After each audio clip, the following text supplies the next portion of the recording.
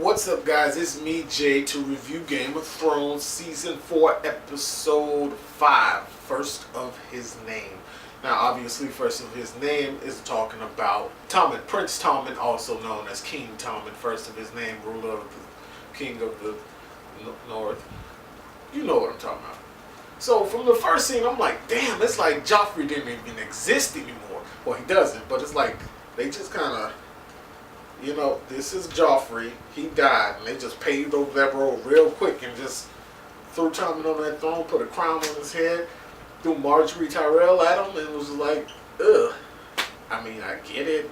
One, Joffrey was a loathsome little piss.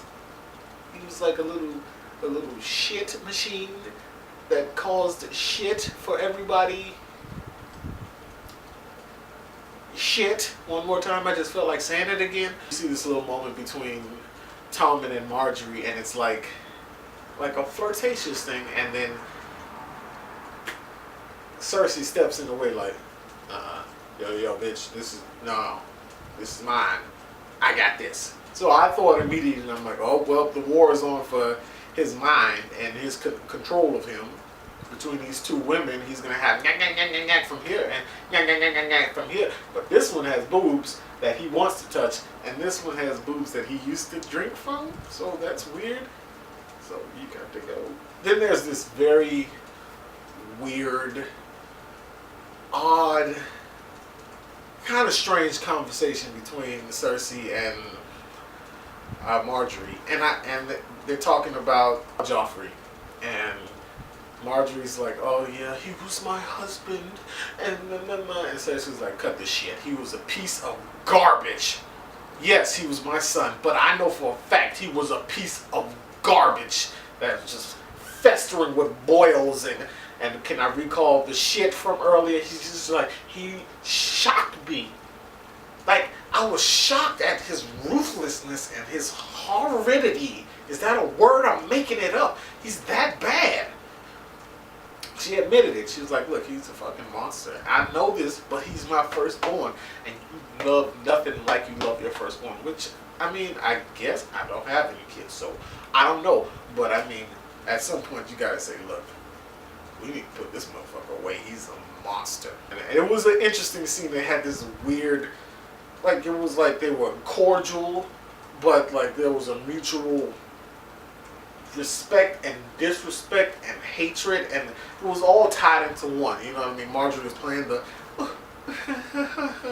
and Cersei was like but she wasn't as good at it. She I still hate you, bitch.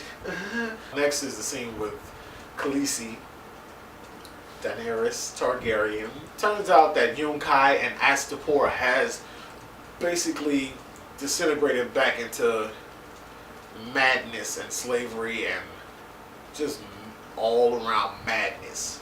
Now, why? Because she freed them, took the Unsullied, and left. She was just like, well, you're free now. Just remember, I'm your queen. You can't do that because you have to keep order. She left in Yunkai, I think it was. She left a little bit of people, but not enough to do anything. And in Astapor, she left a council, but the council was weak, and you saw what happened to the 13 council in Karth.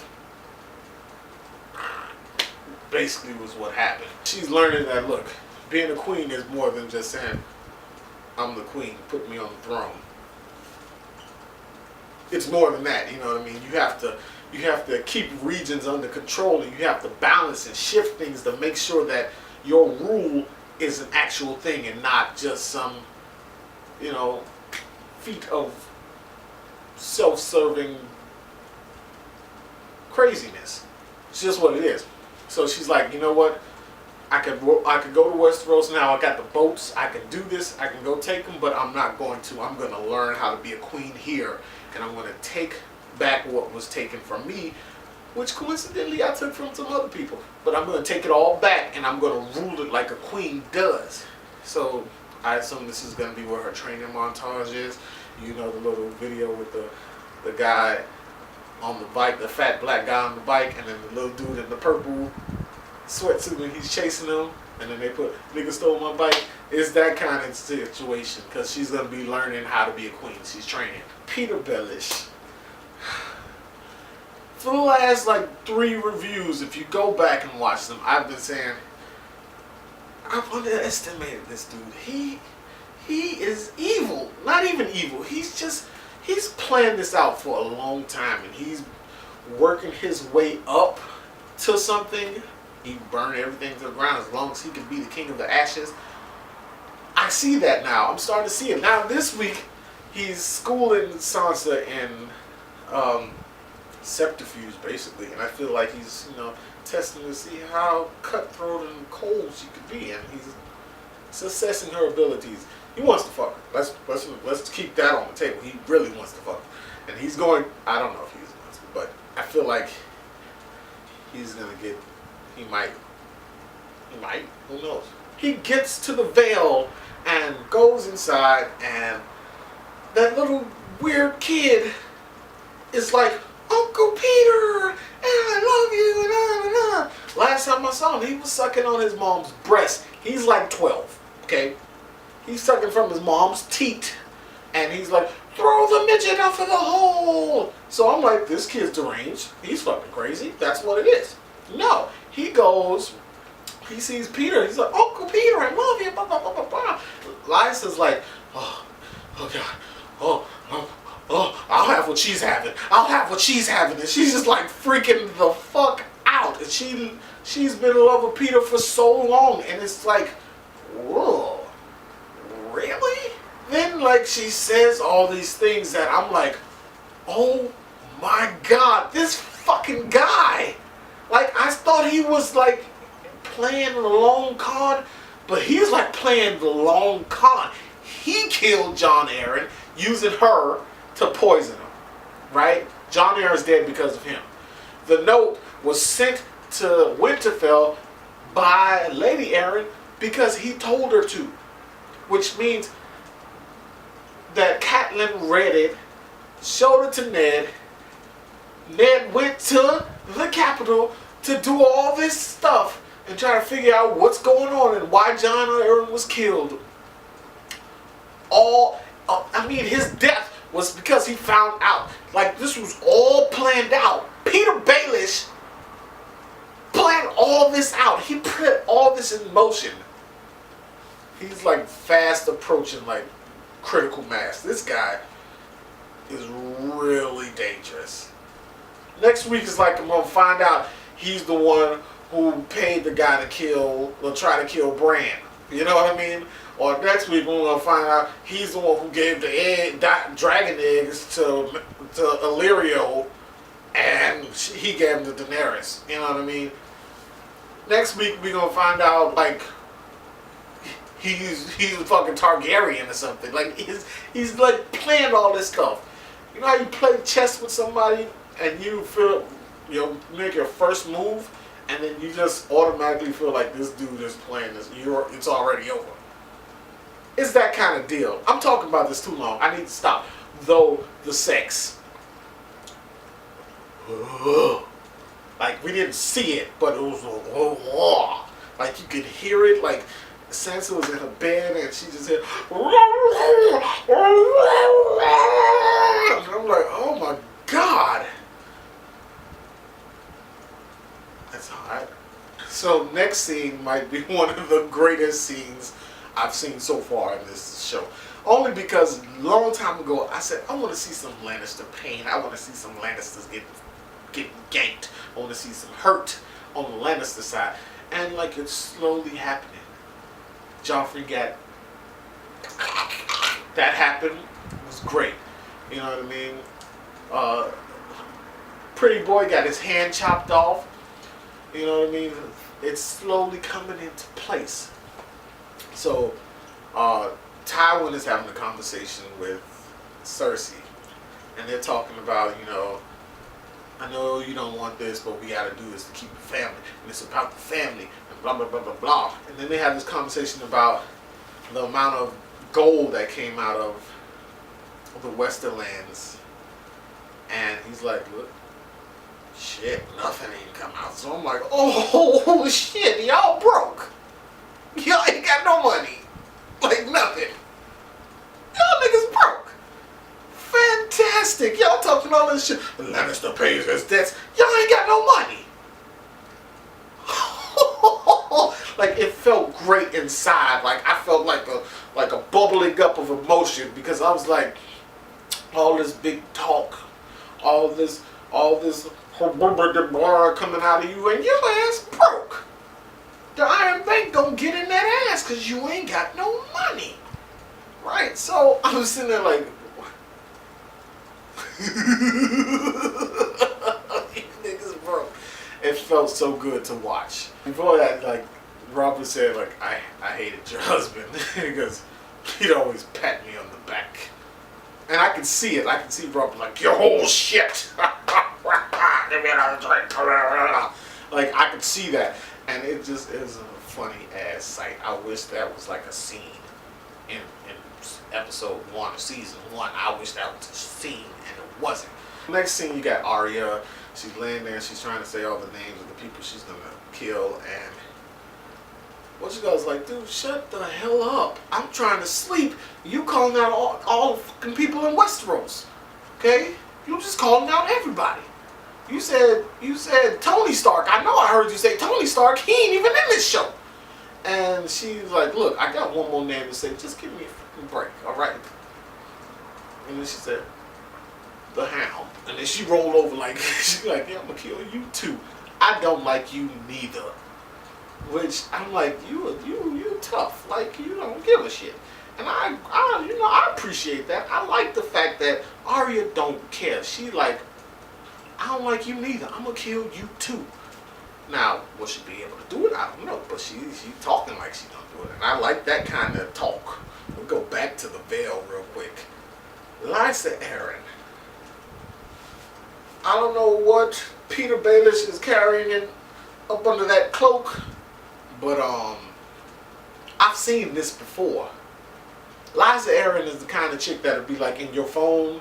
And she's like, who is this bitch on Instagram? She gave you a like. Who is this? I don't know her. I don't know her. Like she didn't want to come outside your job. You know what I mean? And like, tell the bitch come out. Tell the bitch come out there. Like she's that kind of chick. Like she is like crazy. Like crazy. She like interrogating Sansa. She's like, are you fucking him? Are you fucking Peter? Bitch, are you fucking Peter? Like she's getting really into it and she's like, just tell me, you're a pretty girl, young, your body is all tight and stuff. I bet when you take your shirt off, your titties stay up, right? Mine used to do that. You fucking Peter. Like she was into it and like emotional. And I was like, wow. Needy ain't a good look on you, sweetheart. You already like 50. You shouldn't. I don't think that's a good idea. Yeah. Then we go to my new favorite duo. Like they're so weird together. They shouldn't be together under any circumstances. It's like you make a buddy cop movie, right? And then Drogon the dragon and Ghost are the two cops. And like Drogon's like the hard boiled guy. Get out of here, Williams. And then like the wolf is just like the out of control, crazy young dude. It's just weird. It's weird. I like it, but it's weird. And he's trying to ride the horse. He's riding the horse sideways and backwards, and he doesn't know what he's doing. All he's done is poured wine for Tyrion, you know, and kill that guy one time. But he's been pouring wine, so he doesn't really know the squire duties, and he's not good at it at all. Going back to Arya and the Hound, and my favorite line of the whole series was uttered by the Hound. He was talking about the First Sword of Bravos, Arya's dancing, water dancing teacher, whose name, I know it, it's on the tip of my tongue, I can't think of it. But he said, I bet his hair is greasy like Joffrey's cunt.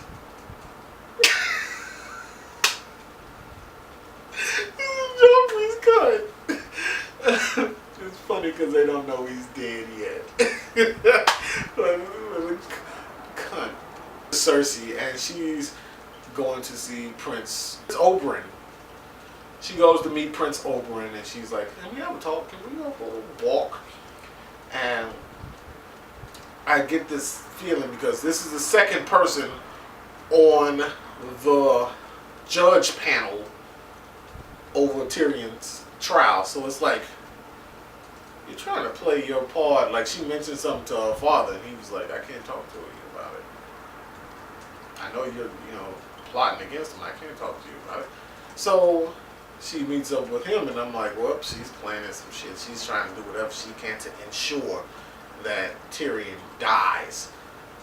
And I can't help but wonder why. I mean, I get it. Like, no, I don't. Why the fuck does she want him dead so bad? You can't think that he really killed him. Like, I can see in your head you thinking, like, if a motherfucker did that to me, then yeah, I'd poison his ass.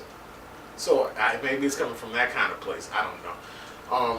But it turns out, don't get me wrong, she's still plotting that shit too, but she's thinking about her daughter, and she had this boat commission and blah, blah, blah, blah. She loves her daughter, and she's like, "Oh, my baby, is she good? Is she cool? Is she nice?"